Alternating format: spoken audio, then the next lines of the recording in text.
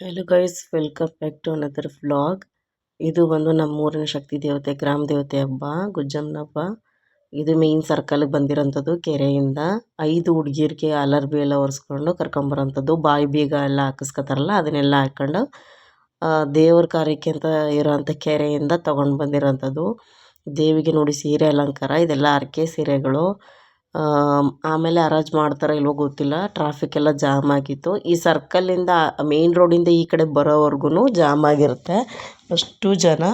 ಮತ್ತು ಇದು ಆವಾಗ ಹೆಗ್ಲ ಮೇಲೆ ಹೊತ್ಕೊಂಡು ಇದು ಕಂಬಗಳಿರುತ್ತಲ್ಲ, ಕಂಬದ ಮೇಲೆ ಅಲಂಕಾರ ಮಾಡಿ ಹೆಗ್ಲ ಮೇಲೆ ಹೊತ್ಕೊಬರೋಂಥದ್ದು. ಹಾಲಾಡಿ ಇದು ಒಂಥರ ಹುಡುಗರು ಜೋಲಾಡ್ಕೊಂಡು ಹೊತ್ಕೊಬರ್ತಾಯಿದ್ರು. ಅದೆಲ್ಲ ಹೋಯ್ತು. ಅದು ಆಗಿ ಒಂದು ಸುಮಾರು ವರ್ಷದ ನಂತರ ಈ ಥರ ತೇರು ಮಾಡಿಸಿರೋದ್ರಿಂದ ತೇರಲ್ಲೇ ಹೋಗೋವಂಥದ್ದು. ಇದು ಸ್ವಲ್ಪ ಬೇಗನೆ ಹೋಗುತ್ತೆ, ಅದಕ್ಕಿಂತ ಮುಂಚೆ ತುಂಬ ಲೇಟ್ ಆಗೋದು. ಅವರು ಹೆಗ್ಲು ಬದಲಾಯಿಸಿ ಹೊರ್ತಿದ್ರಲ್ವ. ಸೊ ಆವಾಗಲೇ ಒಂಥರ ಇದಿತ್ತು, ವೈಬ್ ಇತ್ತು. ಬಟ್ ಇವಾಗಲೂ ಏನು ತೊಂದರೆ ಇಲ್ಲ, ಚೆನ್ನಾಗಿದೆ ಇದು ತೇರು. ಇದನ್ನು ಕೂಡ ಬಂಡಿ ಎಳೆಯೋಂಥದ್ದು. ಅಲಂಕಾರ ಎಲ್ಲ ತುಂಬ ಚೆನ್ನಾಗಿ ಮಾಡವ್ರೆ.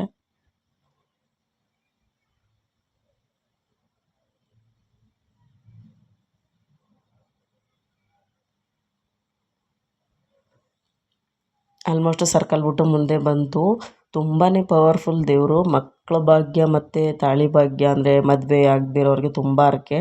ಈ ಜಾಗಕ್ಕಿಂತ ಹೊರಗಡೆ ಜನ ಕೂಡ ತುಂಬ ಜಾಸ್ತಿ ಬರ್ತಾರೆ ಹರಕೆ ಮಾಡ್ಕೊಂಡು ಪರ ಮಾಡೋಂಥದ್ದು. ಮತ್ತು ಇಲ್ಲಿಂದ ಮರಿಗಳನ್ನ ಕಟ್ ಮಾಡ್ಕೊಂಡೋಗಿ ಅವ್ರ ಮನೆಗಳಲ್ಲಿ ಹಬ್ಬ ಮಾಡೋಂಥದ್ದು ಇದೆಲ್ಲ ನಡೀತಾ ಇರುತ್ತೆ. ಅಷ್ಟು ಜನ ಸಂಪಾದನೆ ಮಾಡಿರೋಂಥದ್ದು. ಅವಳು ಎಷ್ಟು ಸಂಪಾದನೆ ಮಾಡಿದ್ದಾಳೆ ಅಂದರೆ, ಅವಳು ಈ ದೇವಿಗಿರೋಷ್ಟು ತಾಳಿ ಯಾವ ದೇವ್ರಿಗೂ ಇಲ್ಲ. ಅಷ್ಟು ತಾಳಿ ಕೊಟ್ಟಿದ್ದಾರೆ ಹರಕೆಯವರು.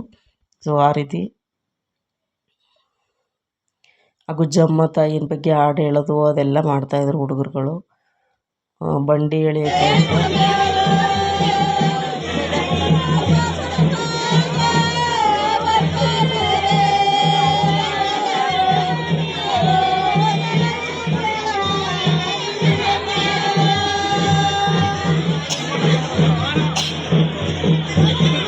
ಆಲ್ಮೋಸ್ಟ್ ಈ ಜಾಗಕ್ಕೆ ಬರ್ತಿದ್ದಂಗೆ ಏನಾಗುತ್ತೆ, ಪವಾಡ ಆಗೋವಂಥದ್ದು. ಈ ದೇವಿ ಅಣ್ಣ ತಂಗಿ ಅಕ್ಕ ಯಾರೋ ಇದ್ದಾರಂತ ಅವರೆಲ್ಲ ಪವಾಡ ಮೈ ಮೇಲೆ ಬಂದು ಪವಾಡ ಮಾಡ್ಕೊಳ್ಳೋಂಥದ್ದು ಇದೇ ಸ್ಪಾಟಿಗೆ ಬಂದಮೇಲೆ. ಅದಾದಮೇಲೆ ಫಾಸ್ಟಾಗಿ ತೇರು ಹೊರಡ್ಬಿಡುತ್ತೆ. ಸೊ ತುಂಬ ಚೆನ್ನಾಗಿದೆ ಇದು. ಪ್ರತಿ ವರ್ಷ ಹಿಂಗೆ ನಡೆಯೋಂಥದ್ದು. ತುಂಬ ಜನ. ಮತ್ತು ಜೈಪುರದಲ್ಲಿ ಎಲ್ಲರೂ ವಿಶೇಷವಾಗಿ ಇದೇ ಹಬ್ಬನ ಎಷ್ಟು ಅಚ್ಚುಕಟ್ಟಾಗಿ ಮಾಡ್ತಾರೆ ಅಂತಂದರೆ, ಮನೆಯೆಲ್ಲ ಕ್ಲೀನ್ ಮಾಡಿ ಪ್ರತಿಯೊಂದು ಬಟ್ಟೆನ ವಾಶ್ ಮಾಡಿ ಎಲ್ಲ ತುಂಬ ಅಚ್ಚುಕಟ್ಟಾಗಿ ಮಾಡೋಂಥದ್ದು. ಸೊ ಈಗ ದೇವಸ್ಥಾನ ಹತ್ತತ್ರ ಬಂತು. ಜನ ನೋಡಿ, ಈಗ ದೇವಿ ಒಳಗೋದ್ಮೇಲೆ ಎಲ್ಲರೂ ಮನೆಗೆ ಹೊರ್ಟೋಯ್ತಾರೆ. ಸಿಂಪಲ್ ಜಾತ್ರೆ ಇರ್ಬೋದು, ಬಟ್ ಜನ ಜಾಸ್ತಿ ಇಲ್ಲಿ. ಈಗ ತೇರು ಒಳಗಡೆ ನುಗ್ಗಿಬಿಡ್ತು. ಹೋದ ತಕ್ಷಣ ತೇರನ್ನ ಸೈಡಲ್ಲಿ ನಿಲ್ಲಿಸಿ ದೇವಿನ ತಗೊಂಡೋಗಿ ದೇವಸ್ಥಾನದ ಒಳಗಡೆ ಕೂರಿಸಿ ಅಲಂಕಾರ ಮಾಡಿ ಮಾಡೋಂಥದ್ದು. ಆಮೇಲೆ ಇಲ್ಲಿ ಏನು ಮಾಡ್ತಾರೆ ಅಂದರೆ, ಒಲೆಗಳನ್ನ ಮಾಡ್ತಾರೆ. ನೆಲದಲ್ಲೇ ಕುಳಿ ತೆಗೆದು ಒಲೆಗಳನ್ನ ರೆಡಿ ಮಾಡಿ, ನಾರ್ಮಲ್ ಅನ್ನ ಆದರೆ ಅದಕ್ಕೆ ಸ್ವಲ್ಪ ಅರಿಶಿನ ಪುಡಿ ಹಾಕಿ ಮಾಡಿದಾಗ ಅದು ಮಡೆ ಅನ್ನ ಆಗುತ್ತೆ. ಮತ್ತು ಕೋಳಿ ಕೊಯ್ದು ಕೋಳಿ ಸಾರು ಅದು ಎರಡೂ ಹರಕೆ ಮಾಡ್ಕೊಂಡ್ರವರು ಎಡೆ ಕೊಡೋವಂಥದ್ದು.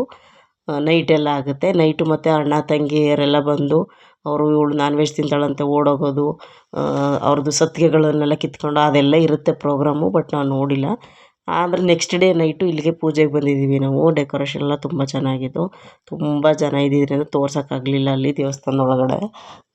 ನಾವು ನೋಡಿ ಕೈ ಮುಕ್ಕೊಂಡ್ವಿ ಅಷ್ಟೇ. ಬಟ್ ಝೂಮ್ ಹಾಕಿ ನೋಡಿದ್ರೆ ಅಲ್ಲಿ ಅವ್ರಿಗೆ ಎಷ್ಟು ತಾಳಿ ಸರ ಮಾಡಿಸಿ ಹಾಕಿದ್ದಾರೆ ಅಂದರೆ ಅದನ್ನೆಲ್ಲ ತೋರಿಸ್ಬೇಕು ಅಂದ್ಕೊಂಡೆ, ಬಟ್ ಆಗಲಿಲ್ಲ. ಎಲ್ಲರೂ ಬಂದು ಪೂಜೆ ಮಾಡಿಸ್ಕೊಂಡಿರ್ತಾರೆ. ನೆನ್ನೆ ಇದ್ದಷ್ಟು ಜನ ಈ ನೈಟ್ ಇರೋಲ್ಲ. ಆಲ್ಮೋಸ್ಟ್ ಇವತ್ತು ಊಟ, ಗುರುವಾರ ಜಾತ್ರೆ ಇರಿದ್ರೆ ಶುಕ್ರವಾರ ಊಟ ಇರುತ್ತೆ ಅವ್ರ ಮನೆಗಳಲ್ಲಿ ಮಾಡೋಂಥದ್ದು.